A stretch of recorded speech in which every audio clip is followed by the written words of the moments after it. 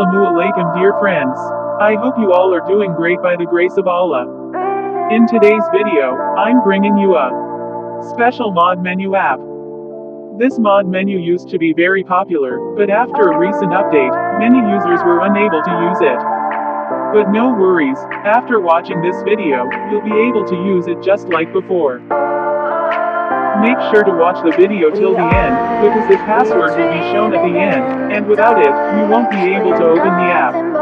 If you face any issues, feel free to drop a comment below or send me a message directly on Telegram. So without further delay, let's get started with the video.